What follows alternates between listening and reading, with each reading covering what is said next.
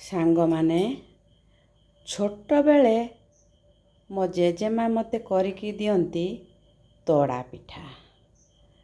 ତଡ଼ା ପିଠା କେମିତି ହୁଏ ଆଜ୍ଞା? ତଡ଼ା ପିଠା ପାଇଁ ତ ଆମ ଘରେ ବର୍ତ୍ତମାନ ପଲମ ନାହିଁ, ମାଟି ପଲମରେ ତଡ଼ା ପିଠା ହୁଏ। ଆଉ ନାହିଁ ତ କ'ଣ କରିବା, ଏମିତି ଆମେ ଗୋଟେ କଢ଼ା ବସେଇ ନେଇଛି ମୁଁ। ଏଥିରେ ଆମେ ଆଣ ଦେଇକି ମାନେ ବେଟରଟିକୁ ଦେଇକି ଆମେ ତଡ଼ା ପିଠା ବନେଇବା। ଏ ବେଟରରେ ମାନେ ମୁଁ ଗ୍ୟାସ୍ ଲଗେଇକି କଡ଼ା ବସେଇ ନେଇଛି। ମୁଁ ଏଠି ବେଟର ବନେଇକି ରଖିଦେଇଛି। ଦେଖନ୍ତୁ, ଆମର ବିରି, ଅରୁଆ ଚାଉଳ ଏଥିରେ ଦିଆହେଇଛି। ମୁଁ ସାମଗ୍ରୀ ଗୁଡ଼ାକ ଟିକେ ପରେ କହୁଛି। ମୁଁ ତେଲ ତାତିଗଲାଣି କଡ଼ାରେ, ମୁଁ ଦେଇ ଦେଉଛି ଆଣ। ବର୍ତ୍ତମାନ ତଡ଼ା ପିଠା ଆମେ କରିବା।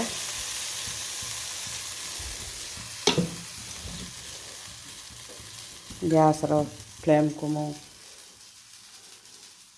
ସ୍ଲୋ କରିଦେଲି। ଏଟାକୁ ମୁଁ ବର୍ତ୍ତମାନ ଘୋଡ଼େଇବି। କଡ଼ାଟାକୁ ମୁଁ ଘୋଡ଼େଇ ଦେଲି, ବାମ୍ଫ ଭିତରେ ସେ ସିଝିବ।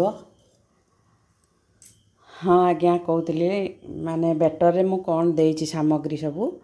ସାମଗ୍ରୀ ଆମର ଦିଆହେଇଛି ଚିନାବାଦାମ ଦିଆହେଇଛି, କୁଚ ନଡ଼ିଆ ଦିଆହେଇଛି, କୋରା ନଡ଼ିଆ ଦିଆହେଇଛି, ଆଉ ଅଳେଇଚ, ଛୋଟ ଅଳେଇଚ କିଛି ମୁଁ କୁଟିକି ପକେଇଛି, ଆଉ ଆମର ଗୁଡ଼ ଦେଇକି, ତାପରେ ରିଫାଇନ୍ ତେଲ ହେଉ ବା ଘିଅ ହେଉ ଆପଣମାନେ କଡ଼ାରେ ଲଗେଇଦେବେ।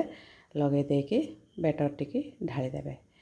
ଆଉ ଏସବୁ ଦିଆହେଇଛି। ମାନେ ବର୍ତ୍ତମାନ ହେଲା ଆମର ରଜ ଟାଇମ୍ ନା। ପିଠାଟା ପ୍ରତ୍ୟେକଙ୍କ ଘରେ ପିଠା ହୁଏ। ଆଉ ସେ ଯିଏ ଯେମିତି ତା'ର ମନ ହୁଏ ସେ ସେମିତି ବନାଏ। ମୋର ଆଜି ଇଚ୍ଛା ହେଲା ଏମିତି ତଡ଼ା ପିଠା। ମୋ ଜେଜେମା କଥା ମନେ ପଡ଼ିଗଲା। ମୁଁ ଆଜି ମୋ ଜେଜେମାକୁ ମନେ ପକାଇକି ମୁଁ ତଡ଼ା ପିଠାଟିକି କଲି। ଆଉ ଆପଣମାନେ ଦେଖିଲେ ତ, ଆପଣମାନେ ସାମଗ୍ରୀ କ'ଣ ସବୁ ଲାଗିବ ଜାଣିଲେ। ଆପଣମାନେ ଖାଇବେ ଆପଣମାନଙ୍କ ଘରେ ବନେଇକି, ବହୁତ ବଢ଼ିଆ ଲାଗିବ ଆଜ୍ଞା। ଥରେ ବନେଇକି ଖାଆନ୍ତୁ ନା, କେମିତି ଲାଗୁଛି ଜାଣିବେ। ଆଉ ସାଙ୍ଗମାନେ, ମୁଁ ତ ଛାଡ଼ିଦେଲି, ତାକୁ ଘୋଡ଼େଇ ଦେଲି ସିଝିବା ପାଇଁ। ସିମ୍ କରିଦେଇଛି ଗ୍ୟାସ୍କୁ। ଆମେ କିଛି ସମୟ ପରେ ତାପରେ ଆମେ ଦେଖିବା ପିଠାଟି କେମିତି ହେଲା।